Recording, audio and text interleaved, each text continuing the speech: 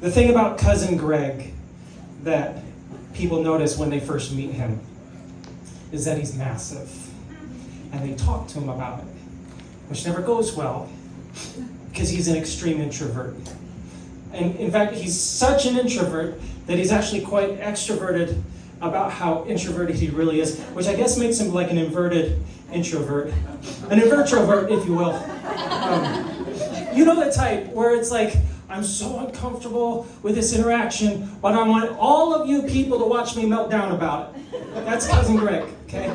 And one day, I'm taking Cousin Greg to Petco for his grooming appointment, because obviously he's our 120-pound Anatolian Shepherd.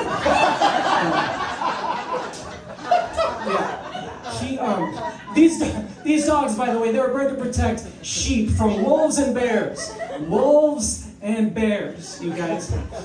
And Cousin Greg hides in the bathroom whenever the Amazon driver comes. So you can imagine that what an ordeal it is to get Cousin Greg out of the car whenever we take him places. Because he knows that when he gets out of that car, there might be people. So I've got him at Petco. We've got the back gate of the Telluride open. He's refusing to come out. It's hot. I'm sweating, and this woman approaches us. And she's clearly having a rough go of it. And she's muttering to herself, and then to me, Cousin Greg, he's sinking deeper and deeper into the depths of the Telluride because he saw a stranger, and I'm getting stressed because we're going to miss our appointment. And I can't understand what the woman's saying, except I do pick out the words money and food. And these are two things I just didn't bring with me.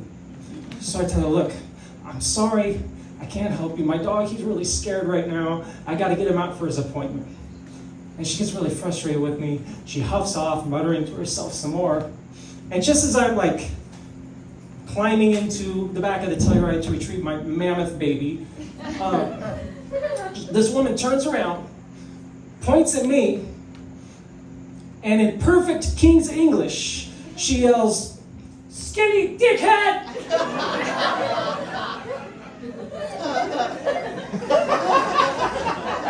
So now I'm just sitting in the back of the Telluride, taking that in. Because, words have weight. This woman didn't know me.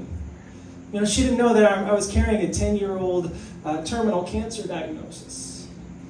She didn't know that just days before, I had been in Texas, which already makes me want to die.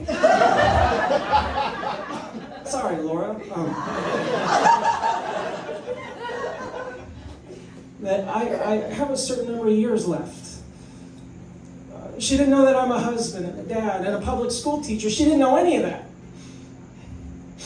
But she still called me skinny, guys. I've been waiting my whole life for people to call me skinny. Anybody. In middle school basketball, I got put on the skins team in practice. It took all but 6 seconds for people to start calling me Chug-Lug.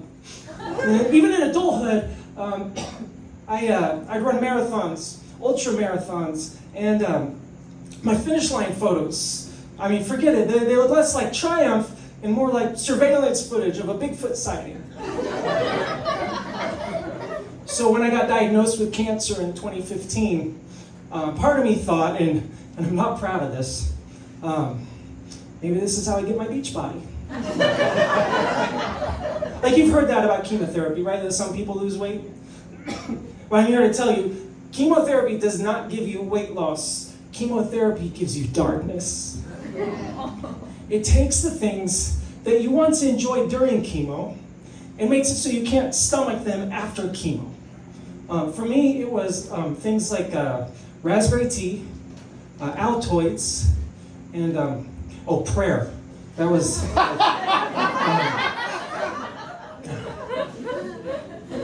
So it was 10 years ago. I was diagnosed with stage 4 sarcoma in my leg and in my lungs. And there's no viable treatment, no cure. It's extremely rare. Rare for you, it's super common for me. And I figured I was overdue for signing my advanced directive, which was something to do. And in case you're curious, I said that no, I do not want to be kept as a vegetable, unless, of course, my wife Amanda and I are in the middle of a good TV series. Like God could literally come down and be like, "Hello, Joel. Turns out I'm totally real, and I'd like you to come with me now." And I'd be like, "Shh, Severance is on." That, by the way, is what 10 years of cancer does to a person. And I've been teaching public school for about 9 of those years. And every year, I have to tell my class that I've got cancer. And every time I do that, there's always a kid that blurts out something like, "Mr. Stetler, are you dying?"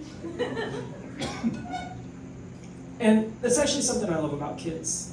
Because they get right to it. They're like, "Mr. Stetler is in trouble. Let's discuss." And I want them to understand, because for all of its drawbacks, and cancer is loaded with it, it's been truly eye-opening for me. But I gotta remember, these are just kids. Maybe pump the brakes on the philosophical rabbit holes.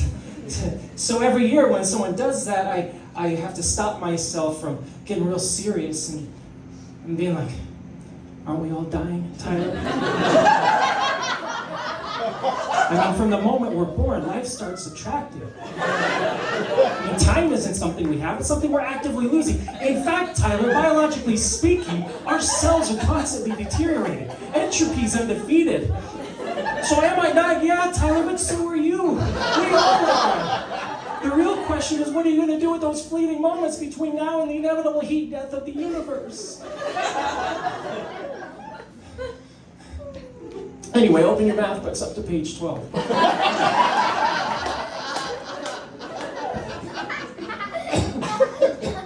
You guys think it's hard having cancer as a teacher? Try having cancer as a dad. That's a real nightmare.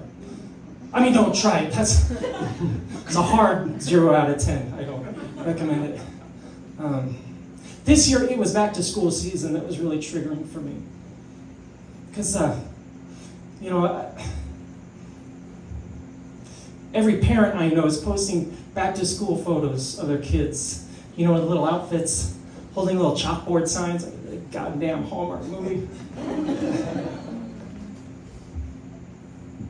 And me, I'm over here holding a number I got from a hospital in Texas. A number, you guys. It was actually the first time I ever asked a doctor to put a countdown on me. We hadn't done that before. And it turns out they don't make signs for that on Etsy. I found that out. And the fact that it came from Texas, I don't know, made it feel less like a prognosis and more like I had a gun pointed at my toes and the doc's going, "Y'all better get moving now. Go on, get." Yeah. It's hard though. Because I hear other parents complain. They're like, "Oh, they grow up so fast." And I'm like, really, that's your problem? The time moves quickly? Because I don't want to slow things down. I want to hit the gas. I want to speed things up. I want to see my kids grow up. I want to see them make the big decisions, the mistakes, the wins. I want to sip whiskey with them when we're older and laugh about how I couldn't teach them shoe tying, but somehow nailed music appreciation.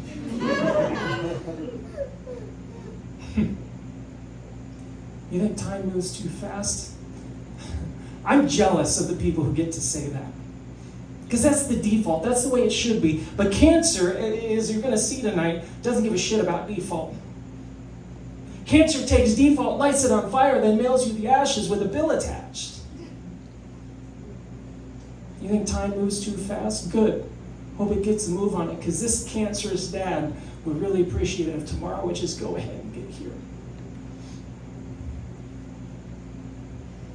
So anyway, when you're interacting with other people, anybody, whether it's your friend, coworker, family member, just some dude in the back of a Telluride next to a neurotic dog named Cousin Greg, just remember, that might be what they're carrying with them, what they brought to the scene, the weight on their heart. And the kindest thing you can do in that moment is maybe just sit with them in it. Sit with them in that darkness they never asked for. Oh, and it wouldn't hurt to call him a skinny dickhead, too. Thank you, guys.